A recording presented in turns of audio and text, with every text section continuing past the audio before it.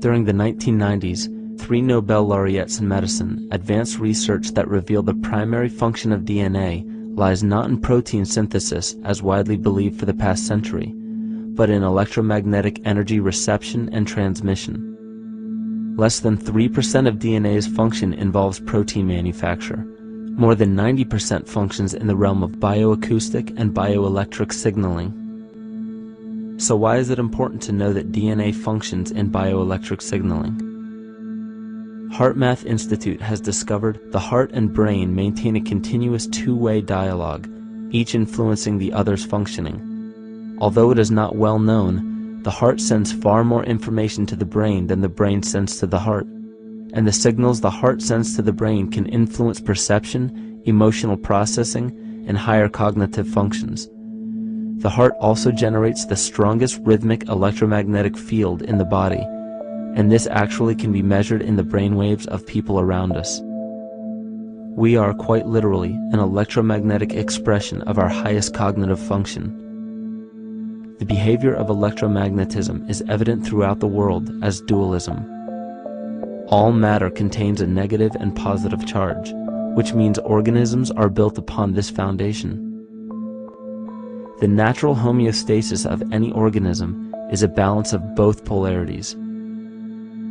Furthermore, research on emotional energetics shows that the heart's field is a carrier of emotional information and a mediator of bioelectromagnetic communication within and outside the body.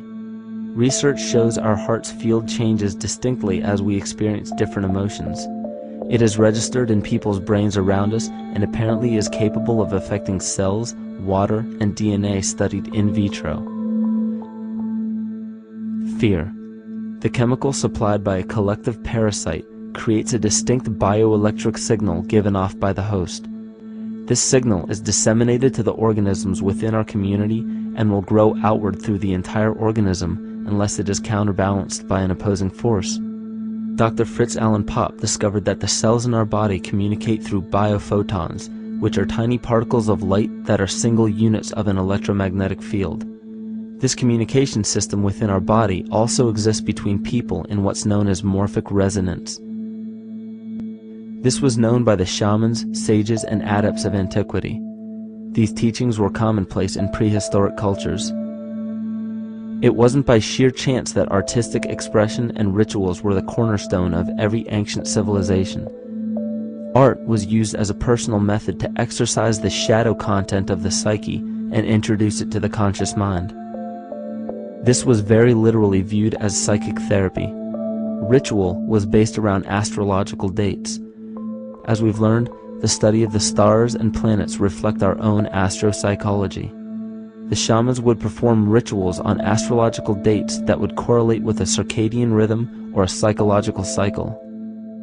These rituals kept the human participants aware of their inner self and prevented the repression of psychological content. As long as people were facing their inner demons and accepting them as their own, they were not collectively projecting them into the physical world. If you bring forth what is within you, what you bring forth will save you. If you do not bring forth what is within you, what you do not bring forth will destroy you. The progeny of our psychological disease began growing rapidly after a series of catastrophes forced the collective into a somatic state of fight or flight.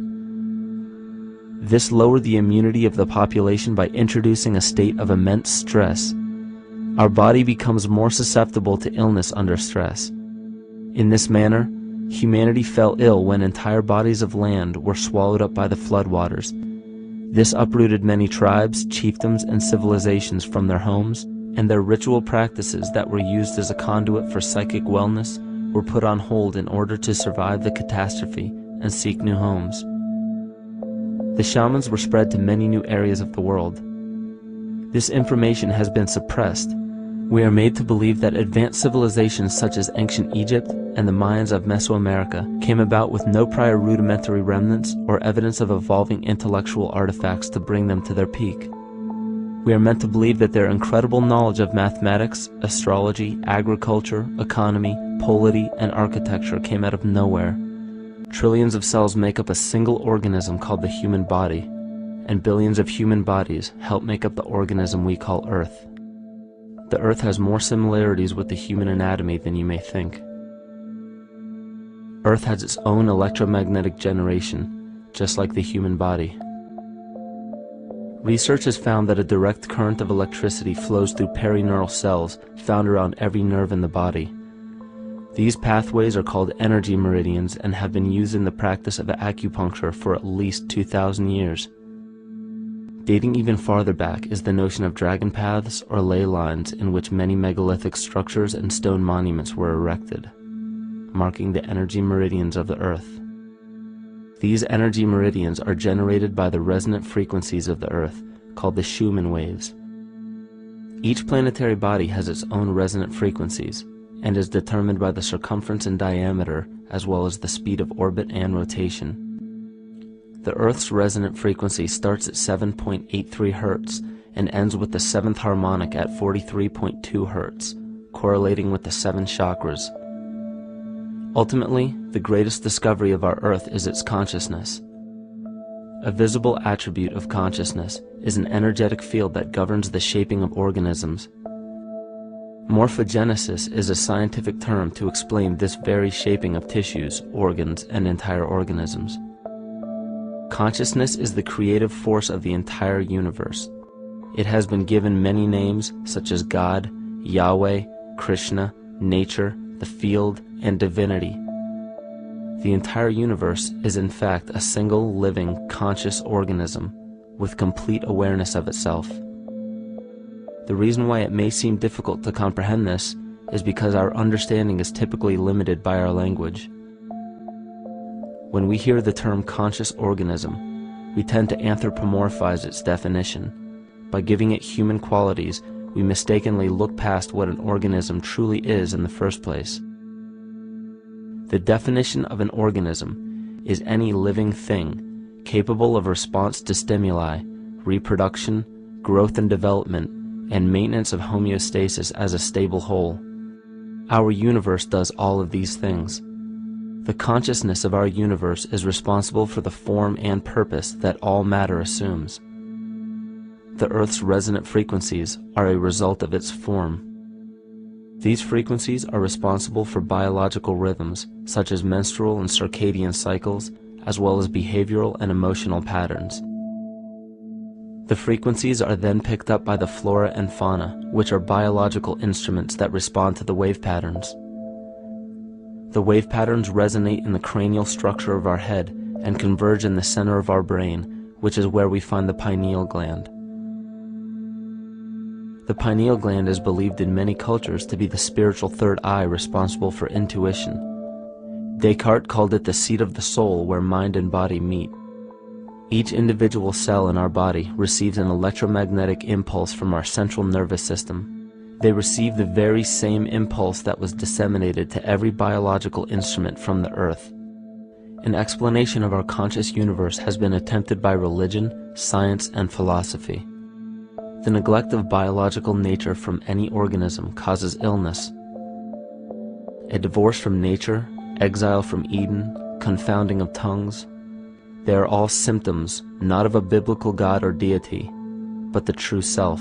The greatest and only threat to ourselves is a loss of self, the death of our divinity. As we barrel through history with oceans of information, yet barely a drop of wisdom, we have to understand how we lost ourself.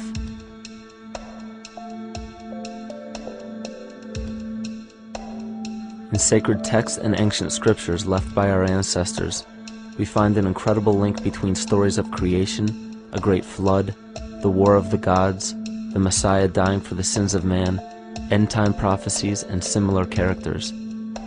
These correlations show up in myths from cultures that supposedly had no contact with one another due to distance in geography and time. The common thread we find that connects all of mythology has its roots in the stars.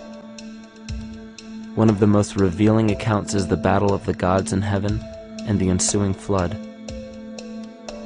In the Bible, Lucifer rivaled the Lord and was defeated and cast down to earth. In the creation myth of the Enuma Elish, we find a similar story of Tiamat being defeated by Marduk and cast down to the abyss of Apsu. In chaos, Tiamat, the mother of them both, Apsu and Tiamat's waters were mingled together, meaning that the chaotic waters of Tiamat were somehow mixed with the sweet waters of Apsu. Apsu was the Sumero-Akkadian god of the abyss beneath the earth. Tiamat, also known as Lucifer, was known as a serpent or dragon and was defeated by Marduk.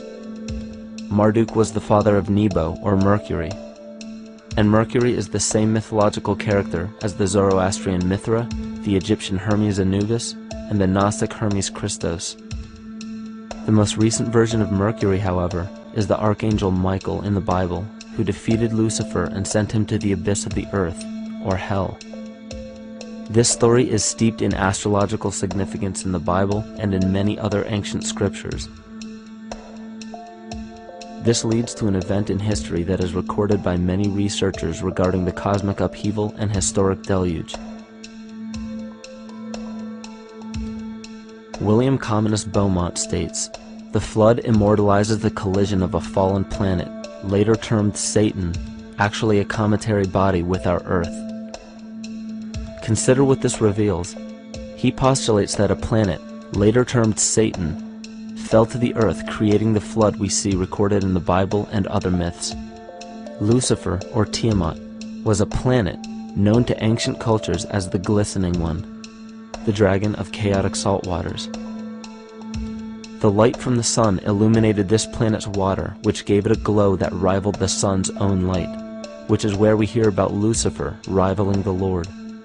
The Lord in this case being the sun, which sustains and gives warmth to the earth. The planet Tiamat, or Lucifer, was destroyed by a cataclysmic event that hurled the watery planet to the abyss of the earth. In the book of Enoch, it reveals, "And behold, a star fell from heaven, and when it fell to earth, I saw how the earth was swallowed up in a great abyss." The myth of the Ute Indians states, "The sun was shivered into 1,000 fragments, which fell to earth, causing a general conflagration. Then Tawats fled before the destruction he had wrought. And as he fled, the burning earth consumed his feet, legs, body, hands, and arms, until at last, swollen with heat, the eyes of the god burst and tears gushed forth in a flood which spread over the earth, extinguishing the fire." This myth resembles the translation of the Enuma Elish by Stephanie Daly in her book Myth from Mesopotamia, which explains that Tiamat's eyes became the source of the Tigris and Euphrates rivers. As written in the book of Revelations, "And there was a war in heaven. Michael and his angels fought against the dragon, and the dragon and his angels fought back. The great dragon was hurled down, that ancient serpent called the devil, or Satan, who leads the whole world astray. He was hurled to the earth." The Roman mythology of Ovid gives the story of Phaeton, which happens to be another name given to the watery planet Lucifer, or Tiamat. This story reveals that Phaeton was a child of the sun and wished to become the sun for a day. Phaeton attempted this feat, and eventually Jove, who is also known as Marduk, destroyed Phaeton, sending him crashing to the earth in flames and put out by a tremendous flood of water from a river unseen before.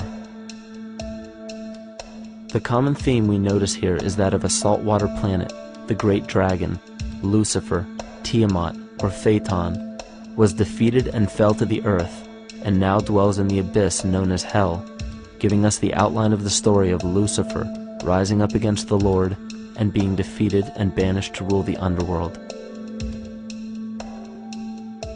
As we know, however, an outline is but a shell of a story.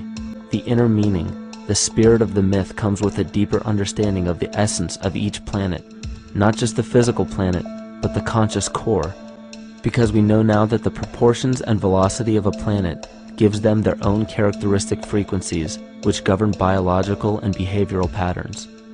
These planets reflect the archetypal psychology of man. In ancient times, probably the most important field of research was the study of the heavens. Galactic bodies and their movement through the sky were known to be symbolic of the inner faculties within human consciousness.